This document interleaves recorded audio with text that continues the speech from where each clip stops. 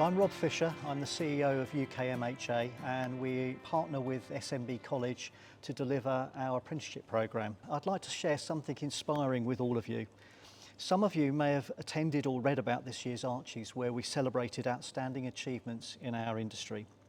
You might recall that Mike Barton, the recipient of the Lifetime Achievement Award, proudly shared that he began his career as an apprentice engineer. Similarly, my predecessor, Tim Waples, also was an engineering apprentice. Tim went on to have a long and prosperous career, eventually leading Doosan Industrial Vehicles here in the UK. These examples highlight something crucial. With the right start and mindset, a strong work ethic and dedication, there's no limit to what can be achieved. Programs like our own are essential for closing the skills gap and ensuring that our industry continues to thrive. We are at a pivotal moment, especially with the rise of automation and AI. Now more than ever, we need a workforce that's adaptable, innovative, and ready to embrace change. Apprenticeships are not only a proven pathway to success, but they are also a sustainable solution for businesses that need to build a highly skilled homegrown workforce. Our apprenticeship scheme offers young people the opportunity to develop cutting-edge skills and start meaningful long careers in our industry. The programme has been designed in collaboration with SMB College to meet the specific needs of our industry. After all, engineers and technicians are the backbone of the material handling sector, and by investing in the apprenticeship engineers, we are safeguarding the future. Apprenticeships offer a win-win solution. They allow businesses to develop talent from within while giving young people the opportunity to earn while they learn, gaining valuable hands-on experience and building a meaningful career. It's a valuable resource, packed with useful tips and insights. It covers everything from recruitment strategies to the financial support available, including how to access the apprenticeship levy.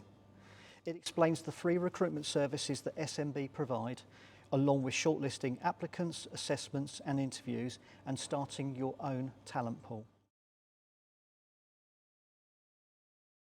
So firstly, obviously we understand the benefits of taking on an apprentice, and predominantly that's about managing your recruitment, your potential recruitment pipeline, giving you an opportunity to truly shape young people for tomorrow. So it's about giving you the opportunity to work with them early on.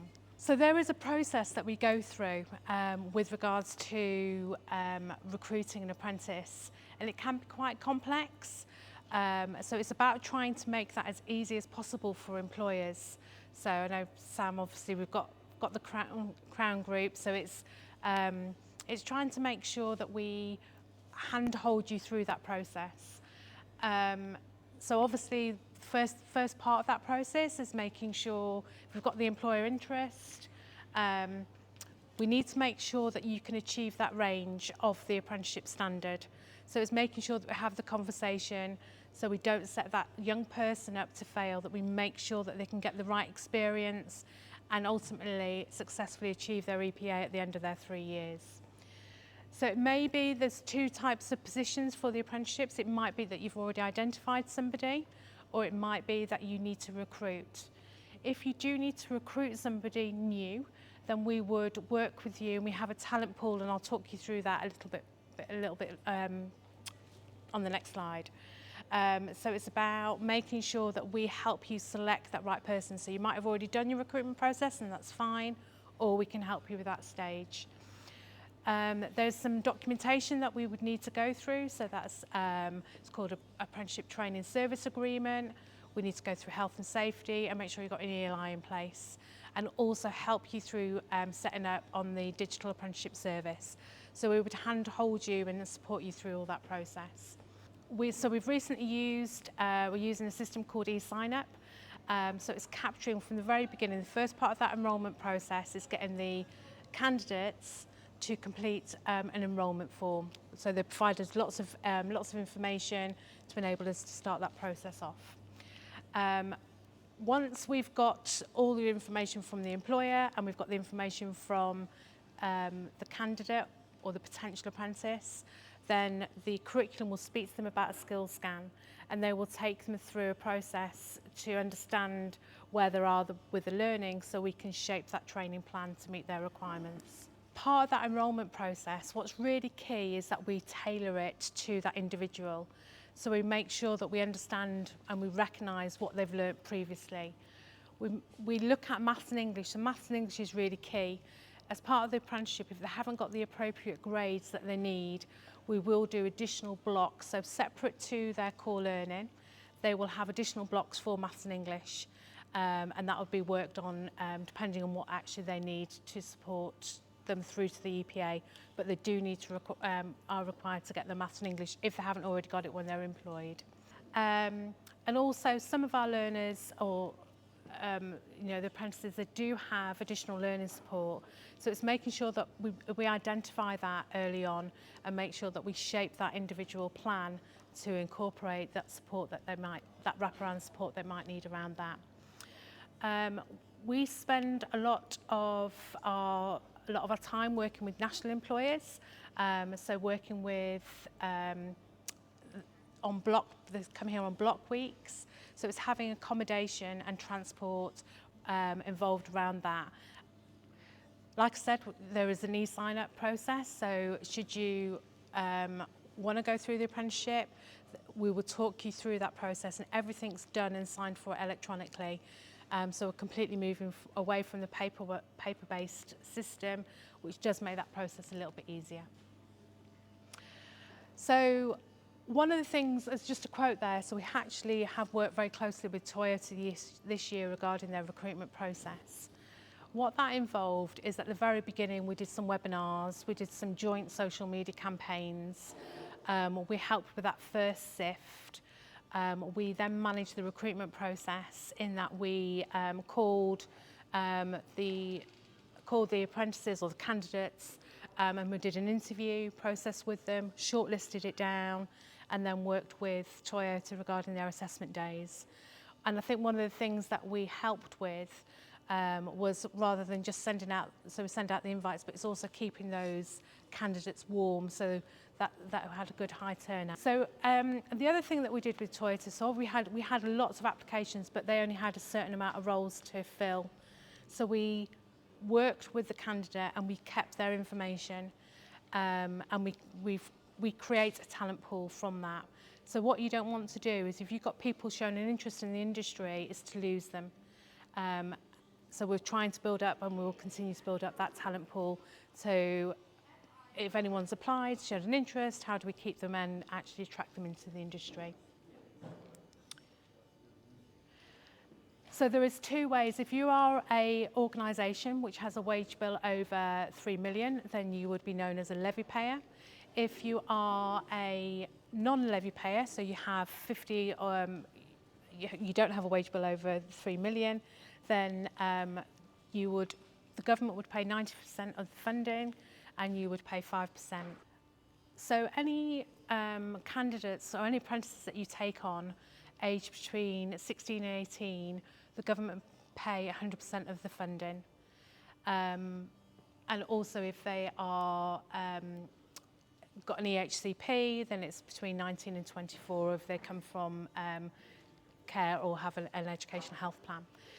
With regards to 16 to 18 years old, there's also £1,000 support, which gets paid at 3 months and at 1 year of when they've done their apprenticeship. And that gets paid to the organisation. So what do you need to do as employers? And I think this is really key to understand what that whole process is. Obviously, I've talked about the recruitment process and selecting the right candidate, then going through and making sure that we've got the right training plan in place, that we understand that you can meet the range. And we would help you making sure you can register on the apprenticeship service, so we can talk you through that process. One of the key things is making sure that as you're recruiting an apprentice, you have identified a mentor within your organisation, because the mentor is a key part for that young person's journey. And so it's really important that's identified very early on as well. Obviously, you need to make sure that you pay them. That doesn't come out of your apprenticeship levy, and it's making sure that is national. There is apprenticeship pay scale. I think it's £6.40 at the moment that they would need to get paid. You obviously need to treat them as an employee as well. I think that's really key. And making sure that you treat them as an employee, but you understand that they aren't as skilled, as you can't just leave them on their own to get on with tasks unless you are sure they are able to complete that task. So that health and safety part is really key as well. And providing that safe learning environment.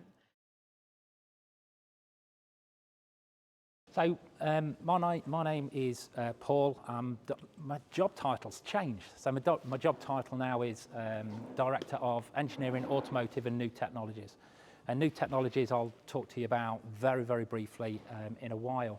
I've been at the college for about 3.5 years.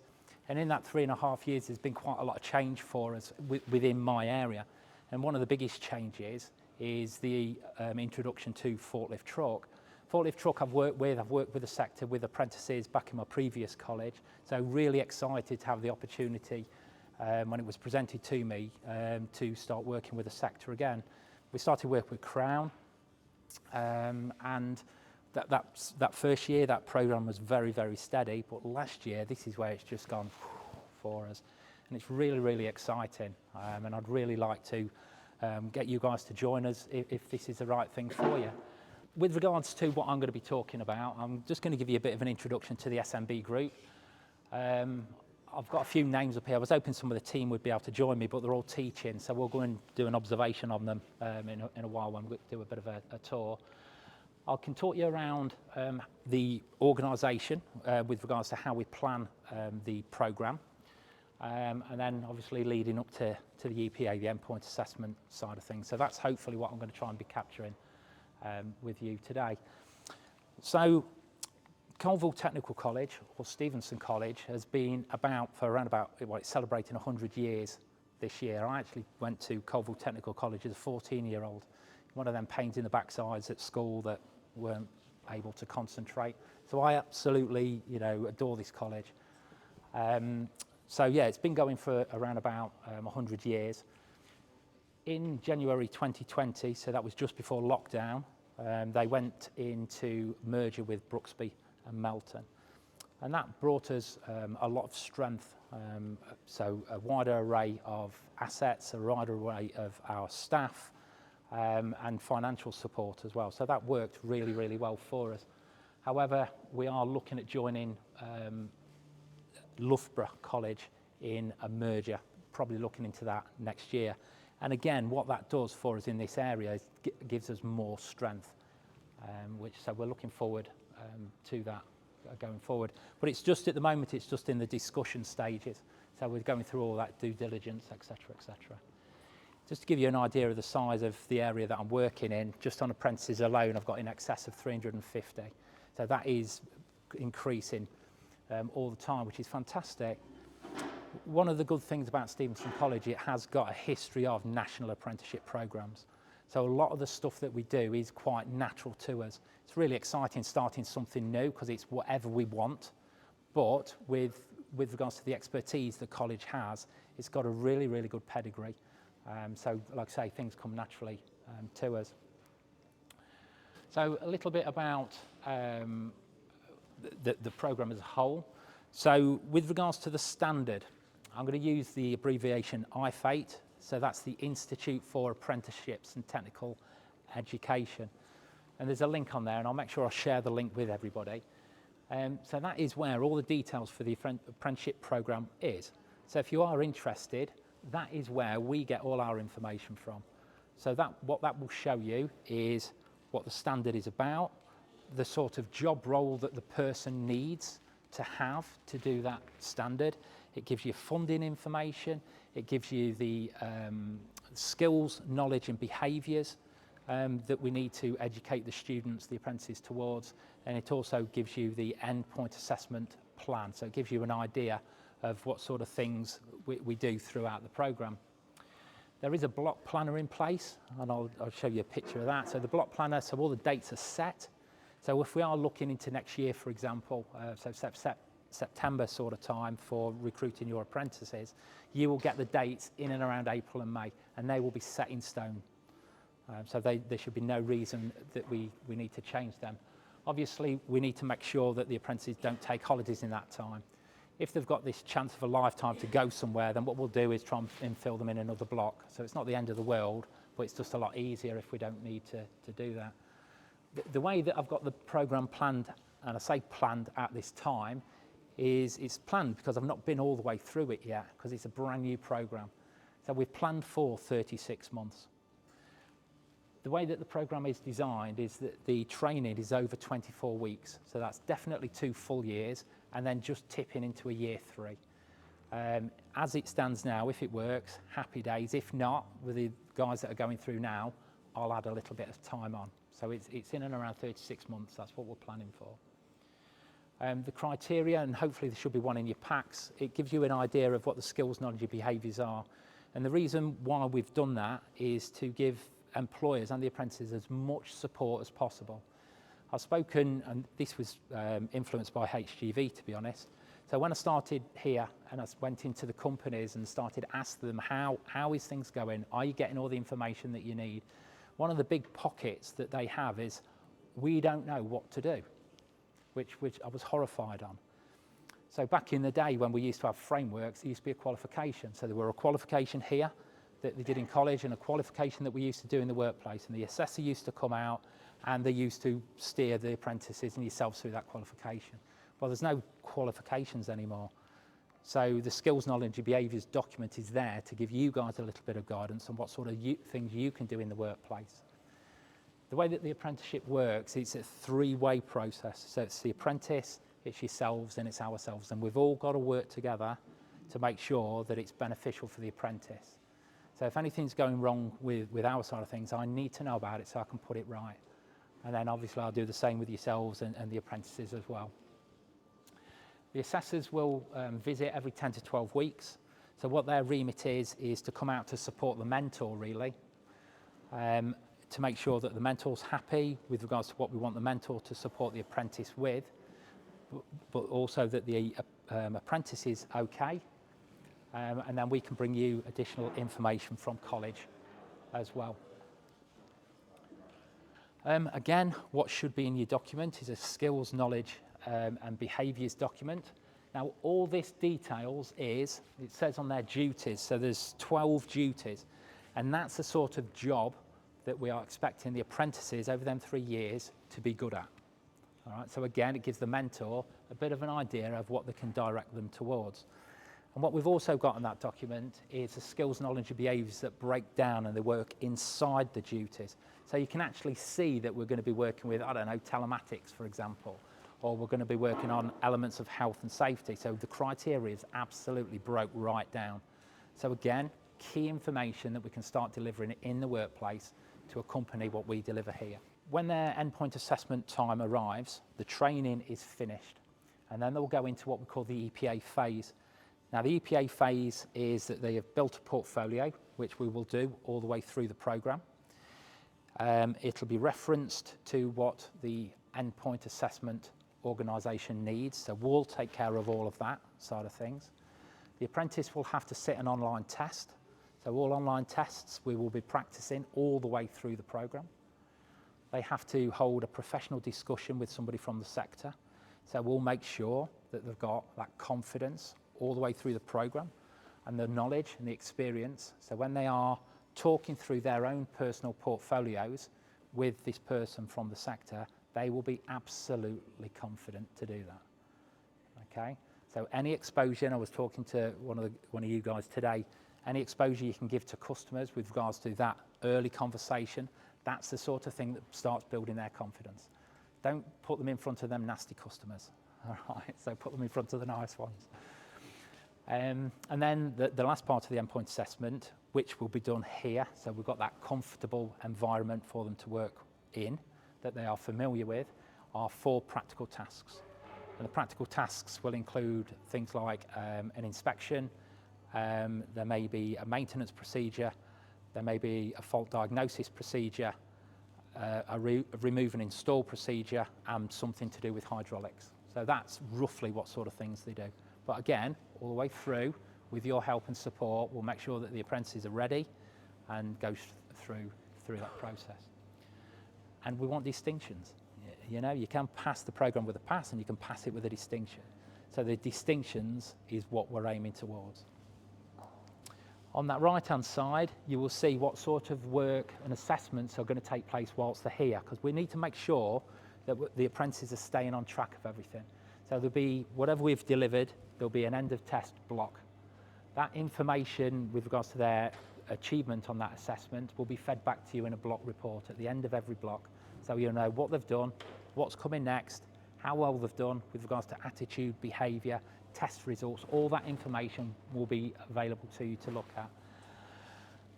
And there's also homework as well. We do not want the apprentices just to come here to get education, go in the workplace for 6 weeks, come back here for education. They need to be educated all the way through, because that will help with their learning, because it's constant. Towards the end of this document that you see on the left-hand side is what sort of workplace evidence we want. So we've broke it down to try and make it as easy as possible. So the first year, we want things like servicing on different trucks. We want inspections on different trucks. So that's the sort of information we want the apprentices to do in year 1. In year 2, it's working with all different systems. So you're probably looking at a remove and install task. And then in year 3, or towards that advanced diagnostics that we start delivering, it is about then complex faults. So we want them to experience diagnosing a complex fault, repairing the complex fault, and checking everything is right at the end of that. Again, to try and make things as easy as possible, that portfolio has got to be made up of a technical write-up. So we've got a document that we use, and what it does, it pinpoints everything we need the apprentice to mention. So long as they fill every box, everything that we're requiring of them is going to be captured in some way. So once they've done that technical write-up sheet and it comes back to us, we'll check it. So long as it's got enough in there, we'll be happy with that. But what we need to make sure every single time is that there's improvements made. Year 1, I'm not too worried about them, but it's the year 3 stuff. That's where we want that absolutely fantastic portfolio evidence, something that they can be proud of, that they can keep. This is a bit of an idea of what the block what the block report will look like. So again, college progress, knowledge covered. So we'll break that down with regards to what's been covered, and the skills, what we've covered as well, so what we've done in the workshop. We'll talk about the behaviours. So the behaviours is a part of the standard, and it's not about little Johnny or Sally behaving when they come to college. It's about how they interact. It's about what you expect the behaviours to be for a person within your workplace, so that they do work as part of a team. When they are given a part and a role to play in that team role, they understand what it is they've got to do. They understand who it is and how it is they communicate within your workplace. There's a thing called off the job. That's 20%, about six hours a week.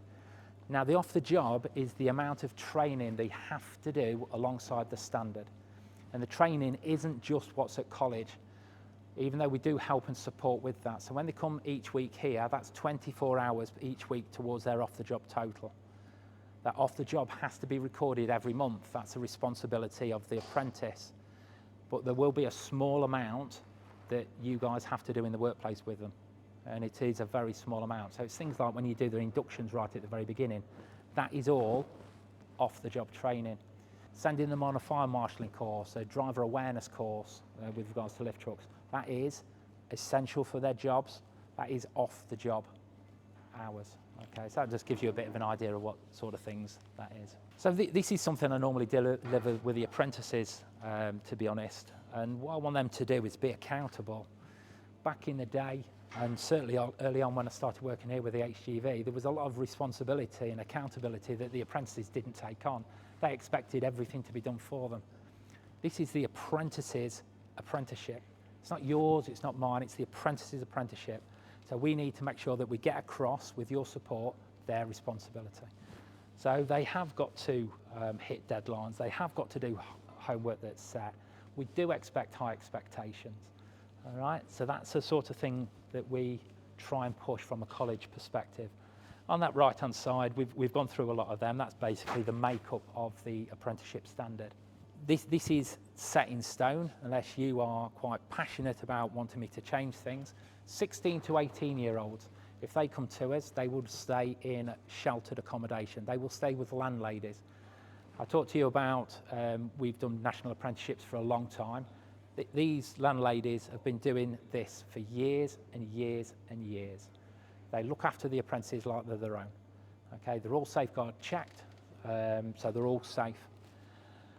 We will pick them up in the morning with a minibus, we'll bring them to college, we'll take them back to their accommodation as well. So all that transportation's sorted.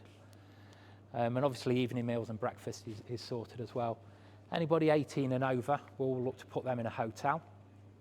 And again, they don't need to drive. We will go, we will pick them up from the hotel, we will bring them back here to do their learning, and then obviously take them back a little bit later on. And the last thing I wanted to mention is Smart Assessor. All the apprentices' information will be uploaded to it, so it'll be nice and safe. Once the assessors have marked it and assessed it and given feedback on it, we will be able to monitor, using Smart Assessor, their progress. And you will also be able to monitor their progress as well. Okay, so everything is there, everything's transparent, everything is there for everybody to see.